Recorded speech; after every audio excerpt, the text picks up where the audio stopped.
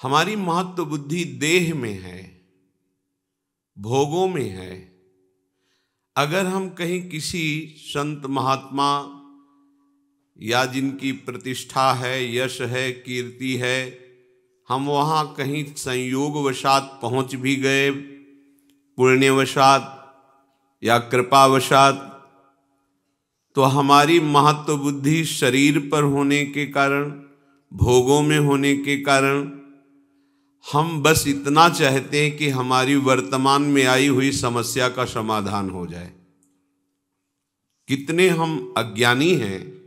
ये वर्तमान की समस्या अगर सुलझ गई तो क्या हम समस्या रहित हो जाएंगे? यहां तो हमारे कर्मों का गोदाम भरा हुआ है जो हमें समस्या पे समस्या पग पग पर प्रदान करेंगे। और सबसे बड़ी समस्या है मृत्यु, जिसका किसी के पास सिर्फ श्री भगवान के सिवा कोई उपाय नहीं है। इस समस्या का समाधान न किसी सिद्ध के पास है, न किसी मनुष्य के पास है, न किसी देवता के पास है, न किसी अन्य लोकपालों के पास है।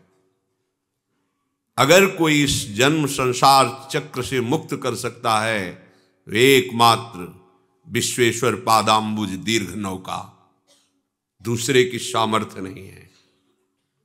प्रियालाल का साक्षात्कार करने की योग्यता खो देता है। ये सिद्धियां क्या, अणिमादिक सिद्धियां जो भगवान के पास है, उनको भी वो स्वीकार नहीं करता। वेद शास्त्रों का चरम लक्ष्य, वो मोक्ष को भी स्वीकार नहीं करता। दीयमानम न गृहणन्ति बिना मत सेवनम जनाहा, वो पिट जाएगा, भूखा रह जाएगा, अपमान सह लेगा, हर परिस्थिति को सह लेगा, लेकिन अपने भजन का प्रयोग केवल भगवत प्रसन्नता के लिए करेगा। छोटी मोटी ये बातें हैं। प्रियालाल के चरणारविंद की प्रेम लक्षणा भक्ति प्राप्त करने की लक्ष्य वाला उपासक ऐसी सामर्थ्य रखता है कि देवराज इंद्र भी उसके सामने नहीं बात कर सकते, पर वो एक साधारण आदमी के द्वारा की हुई अपमान को अमृत के समान समझकर मुस्कुरा के चल देगा। वो प्रतिकूलता नहीं पैदा करेगा उसके अपने तप से। जो नीच पुरुषों द्वारा की हुई अपमान को भी सह जाते हैं, वो महापुरुष होते हैं, साधारण की क्षमता नहीं। ये मार्ग है सम्मानम कल्याति घोर गरलम नीचापमानम सुधा, श्री राधा मुरली धरो भज सके वृंदावन मां त्यज, एक कदम भी वृंदावन से बाहर मत जाओ। हे मित्र, सम्मान को घोर विष के समान समझो, नीच पुरुषों द्वारा की हुई अपमान को अमृत के समान समझकर राधा माधव का निरंतर भजन करो। ये भगवत प्राप्ति का जिसको लक्ष्य है, ये छोटी मोटी सिद्धियों की बात क्या, वो सारूप्य सायुज्य सामीप्य एकत्व आदि मोक्ष पद को भी ठुकरा देता है। सारी समस्याओं का एक साथ समाधान एकमात्र भगवान श्री हरि के चरणों का आश्रय लेकर निरंतर स्मरण करना। निरंतर स्मरण। यस्य स्मरण मात्रेण जन्म संसार बंधनात् विमुच्यते नमस्तस्मै विष्णवे प्रभु विष्णवे। जिनकी स्मृति संसार चक्र से मुक्त कर देती, हो गया समस्त समस्याओं का समाधान। जो ज्ञान समुद्र हैं, बल समुद्र हैं, वैभव समुद्र हैं, प्रेम समुद्र हैं, सर्वत्र हैं, सर्वशक्तिमान हैं, सर्वसुहृद हैं, ऐसे प्रभु के चरणों का आश्रय, उनकी बात न मानकर ये छोटी मोटी बातों में अपने जीवन को बर्बाद कर देना है।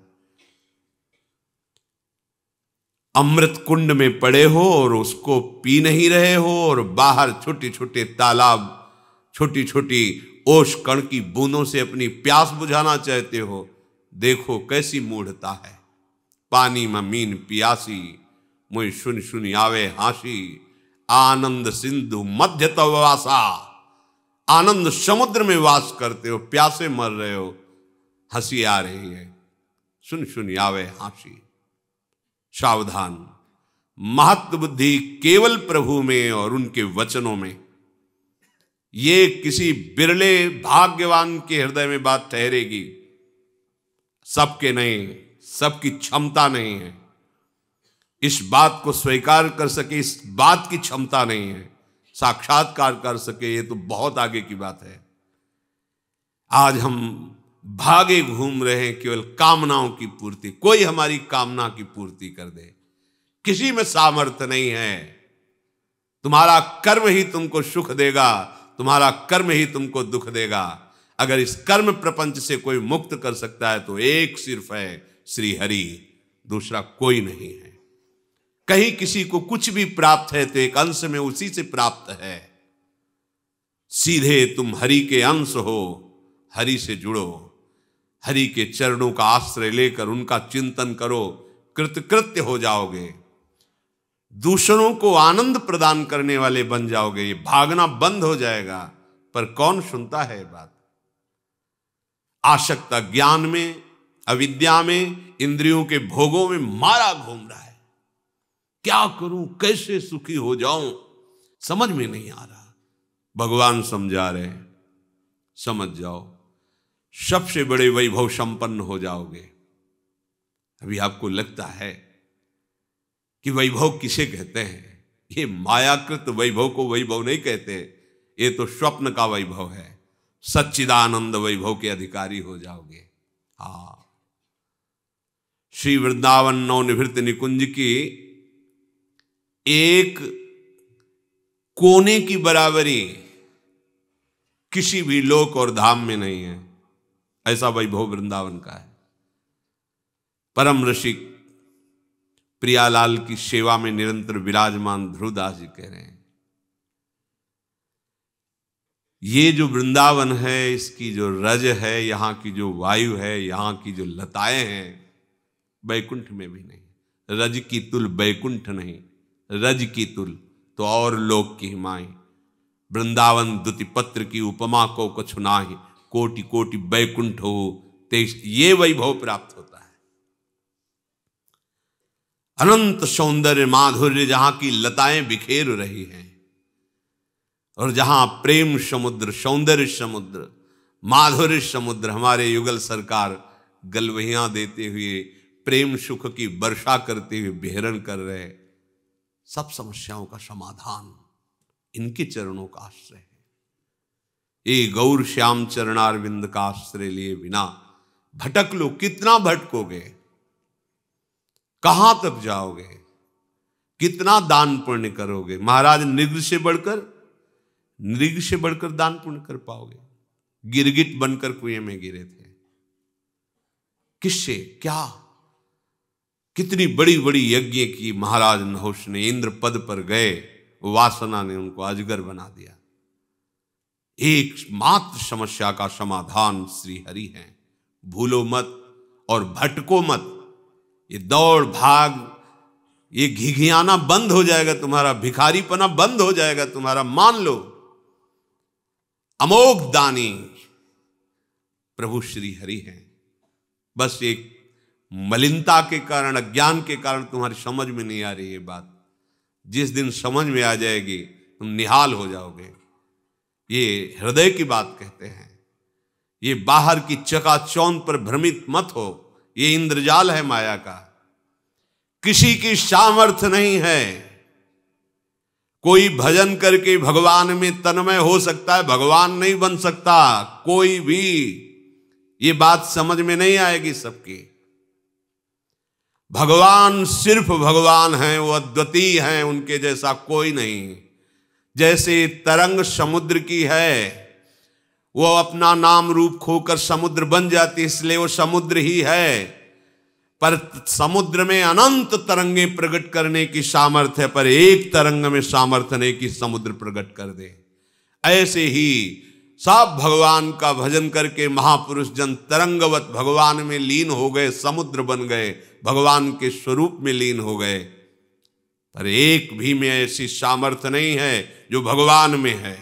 उत्पत्तिम च विनाशम च भूतानामा गतिम गतिम वेत्ति विद्याम अविद्याम खष्टारो भगवान इति। एक क्षण में अनंत ब्रह्मांडों को उत्पन्न कर देना, एक क्षण में अनंत ब्रह्मांडों को लय कर देना, किसकी सामर्थ्य है? कोई दिन को रात करके दिखा दे, रात को दिन करके दिखा, किसकी सामर्थ्य है? एक अविद्या का ऐसा प्रवाह बह रहा है, बड़े बड़े शिव बिरंच का मोह को है बपुरान, ये है भगवान। और वही विद्या प्रकट कर ब्रह्म स्वरूप अनुभव करा देते हैं। वही अविद्या, वही विद्या। जीव की गति और दुर्गति का निर्णय करने में समर्थ केवल भगवान हैं, कोई दूसरा इस सृष्टि में नहीं है। ये बात बैठा लो दिमाग में।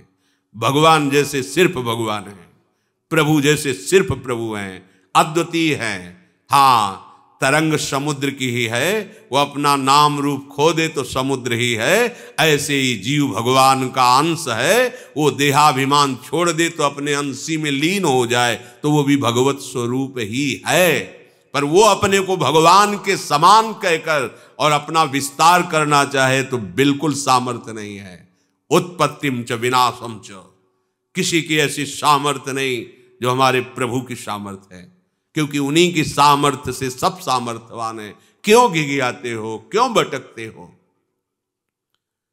उनके चरणारविंद का आश्रय लेकर नाम लो, वो नाम जो ऐसे सर्व सामर्थ्यशाली प्रभु को अपने अधीन कर लेता है।